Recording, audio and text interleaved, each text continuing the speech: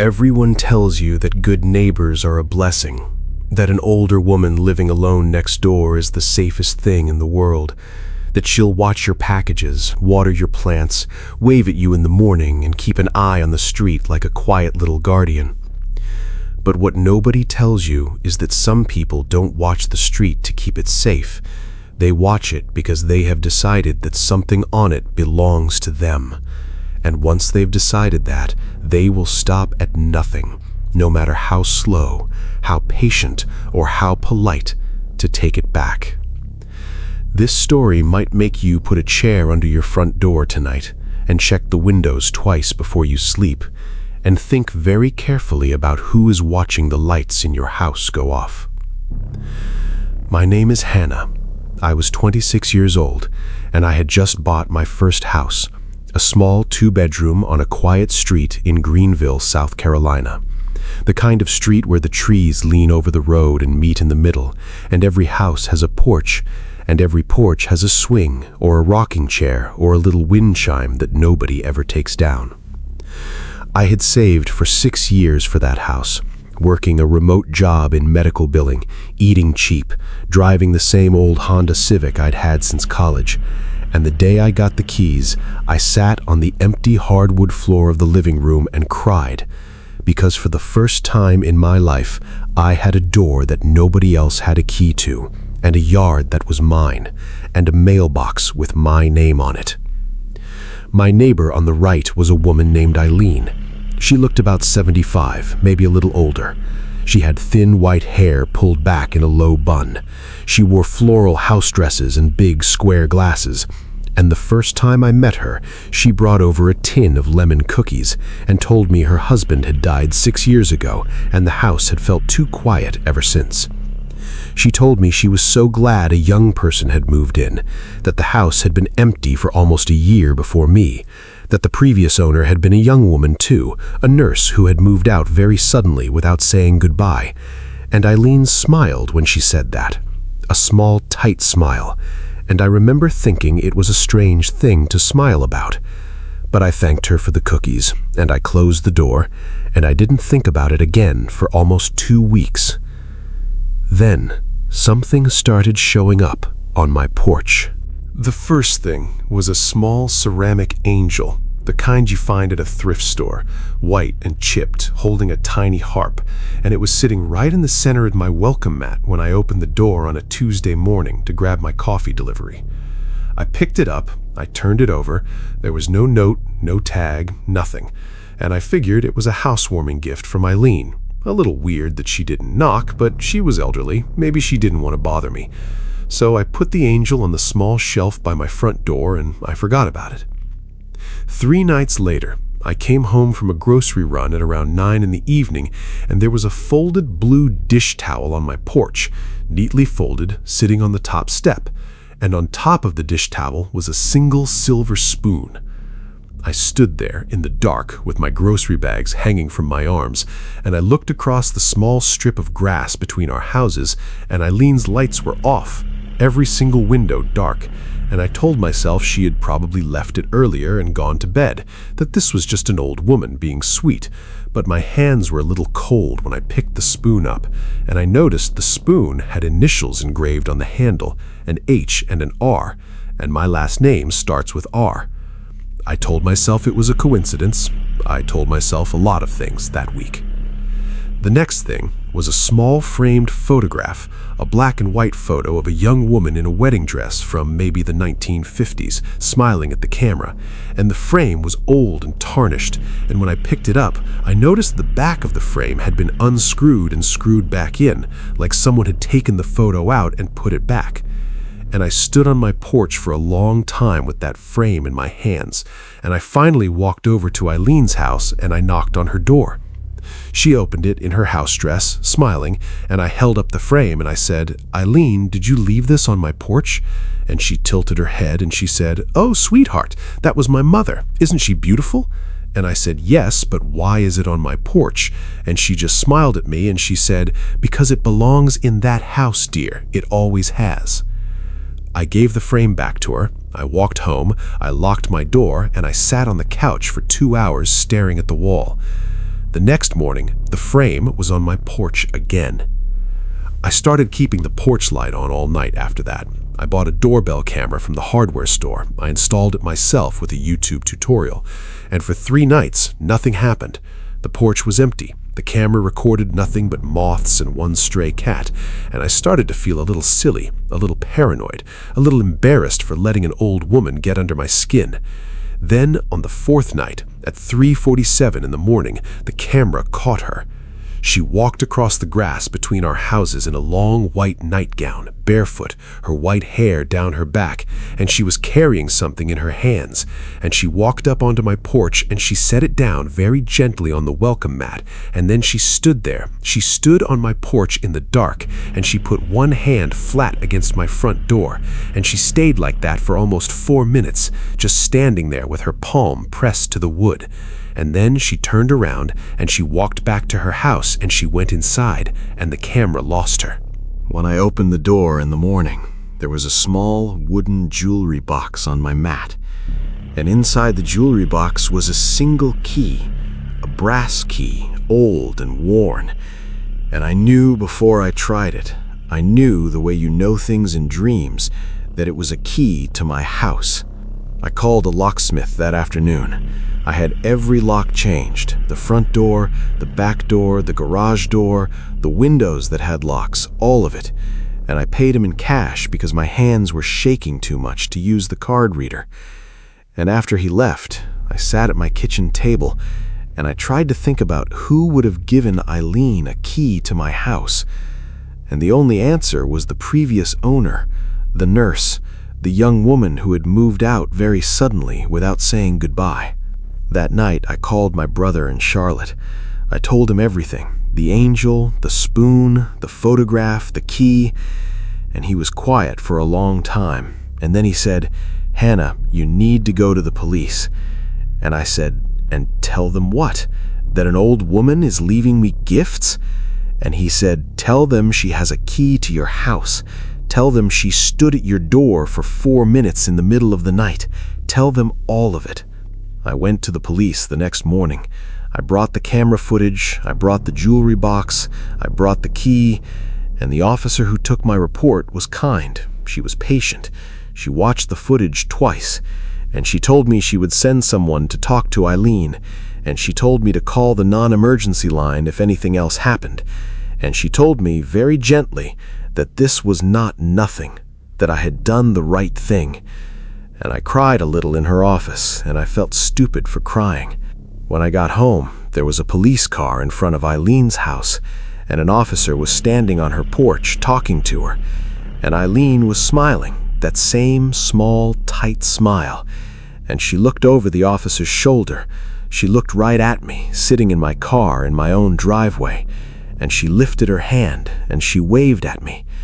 And I waved back because I didn't know what else to do. 2 days later, a woman knocked on my door. She was in her 40s. She had red hair and tired eyes, and she told me her name was Maria, and she told me she was the daughter of the woman who had owned my house before me, the nurse. And she told me her mother had not moved out suddenly, that her mother had moved out because Eileen had been doing the same things to her, leaving items on the porch, standing at the door at night. And her mother had finally broken the lease and gone to stay with Maria in Atlanta because she couldn't sleep anymore. Maria told me her mother had tried to warn the realtor, and the realtor had told her that mentioning a neighbor would be a disclosure issue, and so nothing had been said, and the house had been sold to me. And Maria had only found out I lived there because she had driven by last week to check on the old place, and she had seen Eileen on my porch in broad daylight, just standing there, looking at my door. Maria gave me her phone number. She told me to call her anytime, and before she left, she told me one more thing.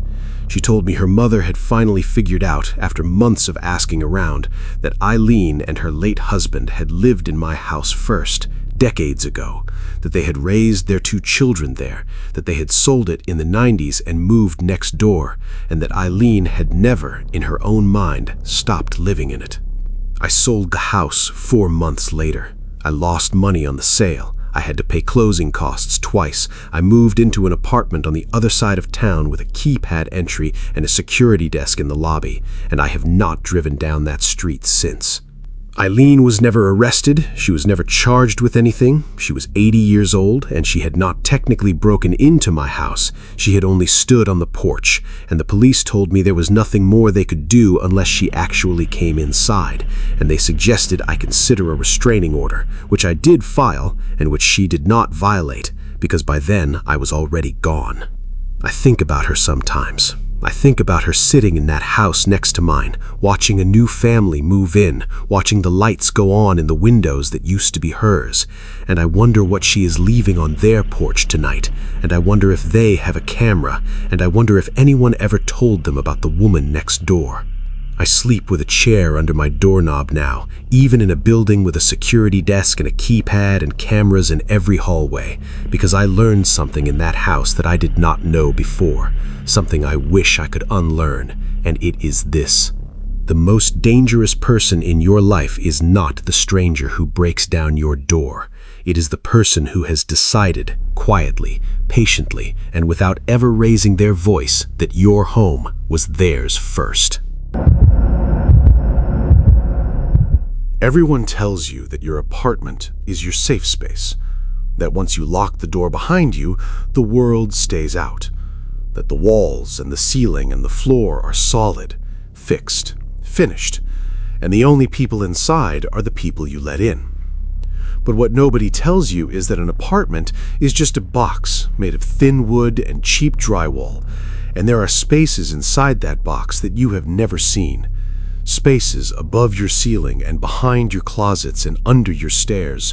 And if someone quiet enough, patient enough, and desperate enough decides to live in those spaces, you might never know they are there until it is far, far too late. This story might make you stand in the middle of your bedroom tonight and look up at your ceiling and listen, really listen to the sounds your home makes when you are trying to fall asleep. My name is Daniel. I was 31 years old, and I had just moved into a one-bedroom apartment in a converted Victorian house in Asheville, North Carolina. The top floor unit, third story, slanted ceilings, exposed beams, original hardwood floors that creaked with every step, and a tiny round window in the bedroom that looked out over the trees. The rent was cheap because the building was old. The landlord was an absentee guy who lived in Florida, and the previous tenant had left in the middle of the night without giving notice, leaving half his furniture behind. And I had moved in 3 weeks after he disappeared, and the property manager had let me keep whatever furniture I wanted because nobody knew how to reach the previous tenant to give it back.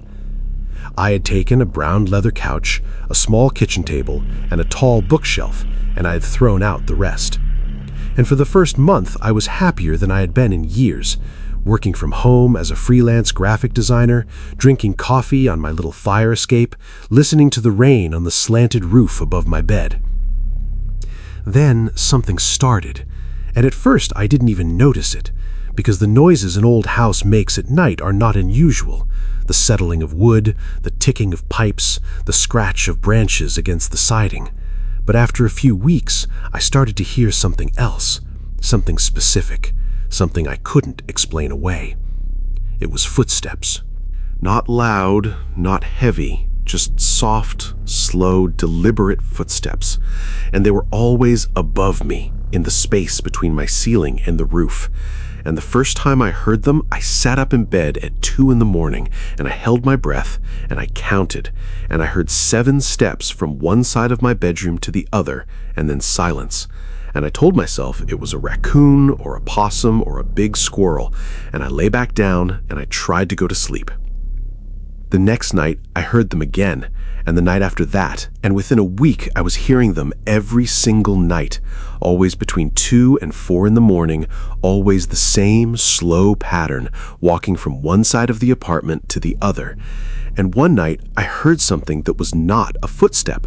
I heard a cough, a small, dry, human cough, directly above my bed, and I sat up so fast I hit my head on the slanted ceiling. I called the property manager the next morning. I told him I thought there were animals in the attic. I asked him to send pest control.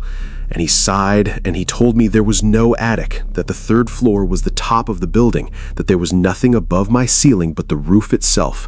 And he told me old houses settle, and he told me to get a sound machine, and he hung up. I went to the hardware store that afternoon. I bought a sound machine, I bought earplugs, I bought a small flashlight, and that night I lay in bed with the sound machine running and the earplugs in, and I still heard them. I still heard the footsteps, and I still heard, just before 3 in the morning, the soft sound of someone humming. It was a melody, slow and tuneless, the way a person hums when they're doing something with their hands and not thinking about the song. And it lasted maybe 20 seconds, and then it stopped. And I lay there in the dark with my heart pounding so hard I could feel it in my throat. And I knew with absolute certainty that there was a person above my ceiling. The next morning, I walked through every inch of my apartment with my flashlight. I checked every closet, every cabinet, every wall. And in the back of the bedroom closet, behind a row of coats the previous tenant had left, I found something I had never noticed before. A small, square panel in the ceiling, painted the same color as the rest of the closet, with a tiny finger pole recessed into the wood. It was an attic access hatch. I stood there in the closet with my flashlight in my hand, and I stared up at that hatch for a long time, and I thought about everything I had heard for the past month, the footsteps, the cough, the humming, and I thought about the previous tenant who had left in the middle of the night, and I thought about the half-finished plate of food they supposedly left on the kitchen counter, which the property manager had mentioned offhand when he gave me the keys, and I felt something cold settle in my stomach. I did not open the hatch.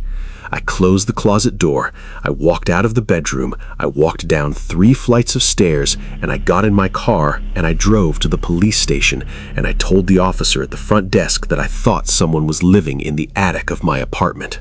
He looked at me for a long moment, and then he picked up a phone and he called someone, and within an hour, 2 officers were following me back to my apartment, and they were not laughing, they were not skeptical, they were quiet and serious.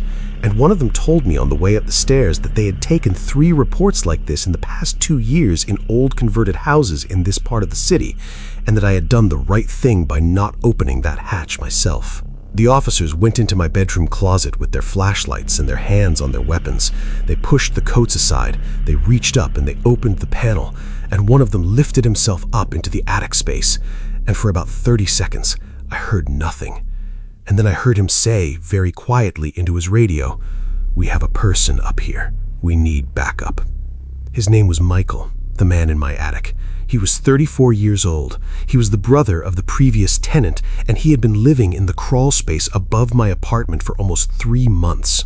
He had a small camping mat, a sleeping bag, 2 flashlights, a phone charger he had run down through a tiny gap in the wall behind my refrigerator, a collection of empty water bottles, a pile of granola bar wrappers, and a 5-gallon bucket he had been using as a toilet. And the police told me later that he had been coming down at night when I was deeply asleep, climbing down through the closet, eating food from my kitchen, using my bathroom, and going back up before I woke up. He had been doing this for 3 months. I thought about every morning I had woken up and noticed that the milk seemed lower than I remembered, or that the bread had 1 less slice, and I had told myself I was just bad at tracking my groceries. I had told myself I was tired. I had told myself I was paranoid. And I thought about the night I had woken up at 4 in the morning and walked to the kitchen for water and noticed the bathroom light was on, and I had told myself I must have left it on. And I felt something in me break very quietly, and I sat down on my couch and I put my head in my hands. The officers told me Michael had been estranged from his brother for years, that his brother had let him stay for a few weeks when he was between jobs and between apartments, and that one night his brother had told him he had to leave, and Michael had not left, he had simply moved into the attic, and his brother had eventually fled the apartment in the middle of the night because he had figured out what was happening and he had been too afraid to confront him. Michael had stayed. He had stayed through the empty weeks before I moved in, eating whatever the property manager left when he came to check on the place. And then he had stayed through me, watching me, listening to me, learning my schedule, learning when I slept and when I worked and when I went out for groceries. And the officer told me very gently that there were photographs of me on Michael's phone, taken from above through small gaps in the ceiling I had never noticed. Photographs of me sleeping, photographs of me at my desk, photographs of me cooking dinner. I moved out the next day. I left almost everything behind. The brown leather couch, the kitchen table, the tall bookshelf, all of it. And I drove to my parents' house in Charlotte, and I slept on their guest room floor for 2 weeks because I could not bring myself to sleep on a bed under a ceiling I could not see through. Michael was charged with stalking, with breaking and entering, and with several other things I do not remember the names of. And he took a plea deal, and he is in prison now. And the apartment was rented out again within a month to someone who was not told what had happened because the property manager said it was not legally required. And I think about that person sometimes, and I hope they are okay. I live in a ground floor apartment now in a small modern building with concrete ceilings and no attic on no crawl spaces and no hatches. And I have a security system, and I have a camera in my bedroom that points at the ceiling. And I know that sounds insane, but I sleep with that camera running every single night, and I check the footage every single morning, and I have not found anything in 2 years, and I am still going to keep checking. Because here is the thing nobody tells you about coming home to your safe space and locking the door behind you. You are not locking the world out. You are locking yourself in with whatever was already inside. Everyone tells you that a closed building is an empty building, that when the lights go off and the doors lock and the last employee drives away, the place just sits there in the dark, quiet and harmless, waiting for morning. But what nobody tells you is that a building the size of a shopping mall has hundreds of rooms, dozens of forgotten hallways, storage closets that haven't been opened in years, ceiling spaces, basement levels, service corridors that run behind every storefront. And if you have ever wondered where homeless people go when it gets cold, or where a person hides when they don't want to be found, the answer might be a lot closer to your last shopping trip than you would ever want to believe. This story might make you look twice at the corners of every store you walk into, and notice the little doors marked employees only, and wonder, just for a second, what is on the other side. My name was Marcus. I was 29 years old, and I had just taken a job as an overnight security guard at a dying shopping mall on the edge of Toledo, Ohio.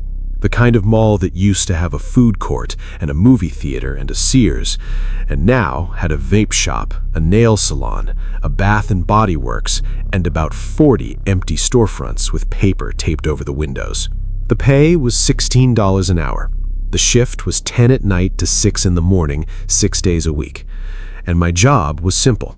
Walk the building once an hour, check that all the storefront gates were locked, check that the loading docks were sealed, check that the maintenance doors were closed, and sit at the security desk by the main entrance the rest of the time watching cameras and trying not to fall asleep. I had been a delivery driver before that. I had a baby on the way. My girlfriend was due in 4 months, and we needed the steady paycheck and the health insurance. So I took the job, and for the first 2 weeks, it was the easiest money I had ever made in my life. The mall at night was peaceful. The lights stayed on at about half power, the music kept playing on a loop until midnight and then shut off, and the only sounds after that were the hum of the HVAC and the clicking of my own boots on the tile floor.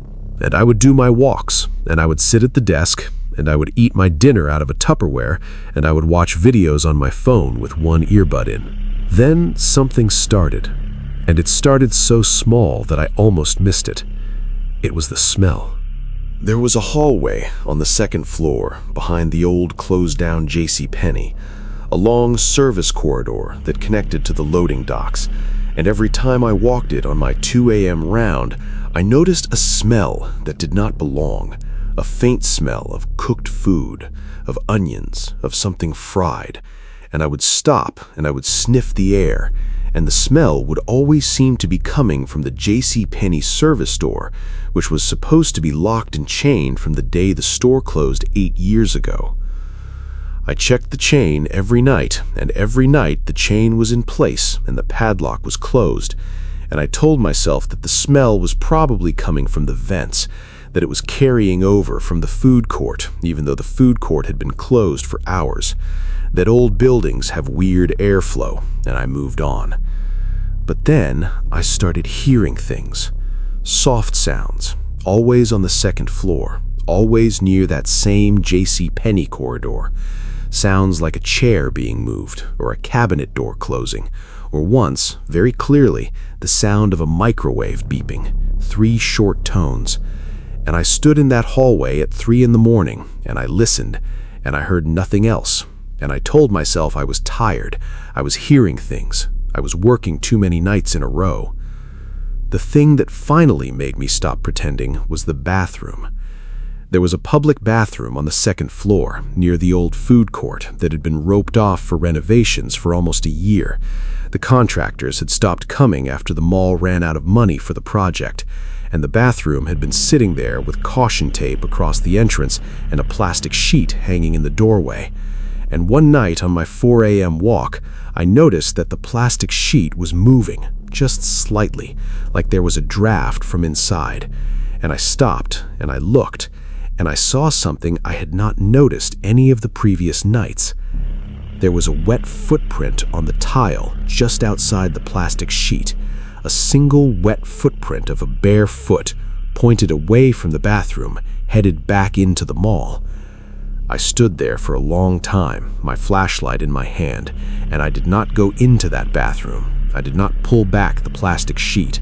I walked very slowly back to the security desk, and I sat down, and I rewound the camera footage for the past 6 hours. I saw nothing. There was no person on the footage, no movement. The cameras showed an empty hallway the entire night, and that should have made me feel better, but it didn't, because I knew what I had seen. I knew there had been a wet footprint on dry tile, and I knew that meant someone had walked out of that bathroom in the past few minutes, and I knew the cameras had not caught them, which meant they knew where the cameras were. I called my supervisor the next morning. His name was Roy. He was a retired cop in his 60s. He ran the security contract for 3 different properties, and I told him everything, the smell, the sounds, the footprint, and I expected him to laugh, but he didn't. He was quiet for a long time, and then he asked me one question. He asked me if I had ever gone down to the basement. I told him no. I told him my training said the basement was off limits to security, that the maintenance crew had the only keys, that I was not supposed to go down there. And Roy was quiet again, and then he told me he was going to come in that night, that he was going to bring a friend, and that I should not say anything to anyone, and I should not change my routine, and I should just do my normal walks until he got there. He showed up at 11 that night with another man, a man he introduced as Frank, who was also a retired cop, and they had flashlights and radios, and Frank had a gun on his hip, and Roy had brought a ring of keys I had never seen before, master keys to every door in the building. And at midnight, after I locked the main entrance, the 3 of us walked together to the basement access door behind the security office. The basement was bigger than I had imagined. It ran under the entire mall. Low concrete ceilings, exposed pipes, hundreds of yards of corridors, old storage rooms full of mannequins and broken display cases and rolled up carpeting from stores that had closed decades ago. And we walked for almost an hour through that basement, our flashlights cutting through the dust, and I kept thinking we were not going to find anything, and I almost felt relieved. Then we reached a section under the old JCPenney, and we found a door that was not on any of the maintenance maps Roy had brought. A metal door with a deadbolt that had been installed recently, and the deadbolt was locked from the outside. Roy used his master key, the deadbolt clicked, and Frank stepped in front of me with his flashlight and his hand near his hip, and Roy pushed the door open, and the smell hit us first. The same smell I had been noticing on the second floor for weeks. Food and sweat and something else underneath. And Frank shined his flashlight inside, and we saw it. It was an apartment. A full living space, set up in what had been an old maintenance storage room.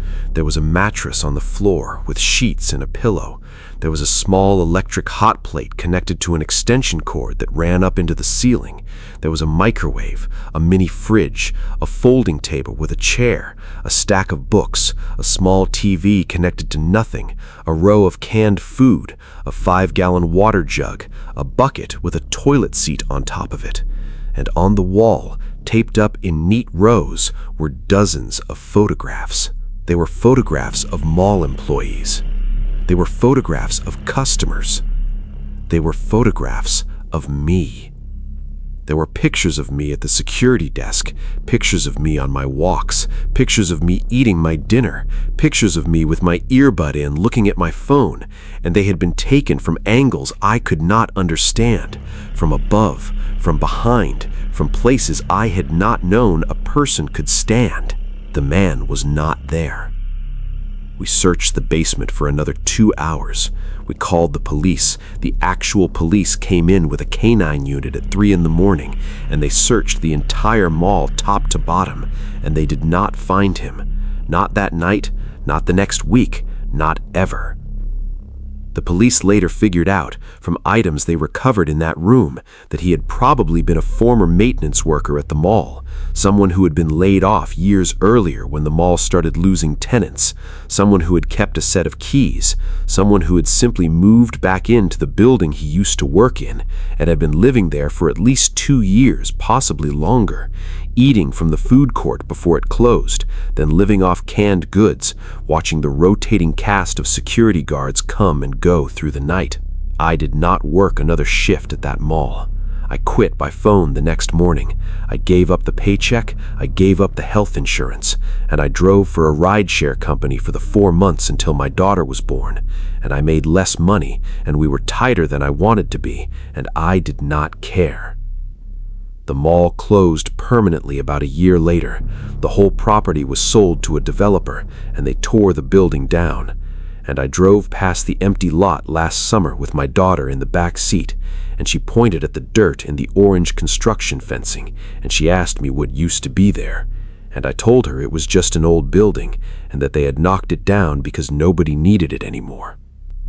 I did not tell her that somewhere out there, walking around in some other city, in some other building, is a man who watched me for months in the dark, a man who had photographs of my face on his wall, a man who knew exactly when I was alone and exactly where the cameras could not see, and a man who, for some reason I will never understand, decided not to come out of that basement on any of the nights when he easily could have.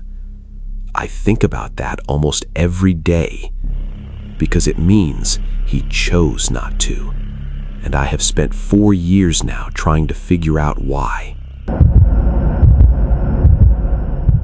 Everyone tells you that the smart cameras in your house are there to protect you, that they are your eyes when you are not home, your witnesses, your security, and that all you have to do is set a password and check the app on your phone, and you will know that everything inside your walls is exactly the way you left it. But what nobody tells you is that every camera you point into your home is also a window pointing back out. And if the wrong person finds that window, they will not break into your house, they will not pick your lock, they will not climb through your bathroom vent, they will simply sit somewhere very far away in a very comfortable chair, and they will watch you live your entire life through the cameras you bought and installed and aimed yourself. This story might make you unplug every camera in your house tonight, and tape over the lens on your laptop, and turn your phone face down before you go to sleep, and I would not blame you for any of it. My name was Olivia. I was 33 years old, and I had just gone through a difficult divorce and bought a small ranch house in a quiet suburb of Kansas City, Missouri, the kind of neighborhood that the lawns are mowed in neat lines and the kids ride their bikes in the street, and everybody waves at each other from their driveways. It was the first place I had ever lived alone in my entire life. I had moved straight from my parents' house into a college dorm and then into an apartment with my college boyfriend, who became my husband. And now, at 33, I was learning how to be by myself, how to eat dinner alone, how to fall asleep in a queen-size bed without another person breathing next to me. And I will be honest with you, I was scared. I was scared of break-ins. I was scared of fires. I was scared of slipping in the shower and nobody finding me for 3 days. And so the first thing I did when I moved in was I went on Amazon and I bought a smart home security system. The kind that comes in a box with everything you need: 4 cameras, a doorbell camera, a couple of motion sensors, and an app that connects all of it to your phone. I installed the cameras myself. I watched a YouTube tutorial, I drilled the holes, I ran the cables, I set up the Wi-Fi, and within a weekend, I had eyes on my front door, my back door, my living room, my kitchen, and my driveway. And the first night after I finished the install, I sat on my couch with a glass of wine, and I opened the app on my phone, and I scrolled through the live feeds, and I cried a little. Because for the first time since the divorce, I felt like I had control over something. I set up the password. I made it a strong one. I used a mix of letters and numbers and a special character. I felt like a responsible adult, and I went to bed that night and I slept for 9 hours straight. Then something started, but it started so slowly and so subtly that I did not even notice it for months. It was the small things, things I could explain away one at a time, things that any person living alone for the first time would talk themselves out of. The Alexa in my kitchen would sometimes light up when nobody had said the wake word, and I would tell myself I had probably said something that sounded close to it, or the TV had said it. The Roomba would occasionally start up at strange hours in the middle of the night when I had not scheduled it, and I would tell myself I had probably hit a button on the app by accident. The smart bulb in my bedroom would dim very slightly some nights, and I would tell myself it was a power fluctuation or a software glitch, and I would roll over and go back to sleep. I did not connect any of these things to the cameras. It started to get worse around the 8-month mark, when the things stopped being explainable. I came home from work one afternoon and my front door was unlocked, and I absolutely knew that I had locked it that morning because I had a routine. I locked the door, I tested the handle, I locked it again every single morning. But the door was unlocked and nothing was missing, and I told myself I must have forgotten, and I bought a smart lock that week. I started getting strange notifications on my phone late at night that the doorbell camera had detected motion, and I would open the app and look, and there would be no one on the porch, and the timestamp would be 1 or 2 in the morning, and I would tell myself it was a moth or a moving shadow from a tree branch, and I would go back to sleep.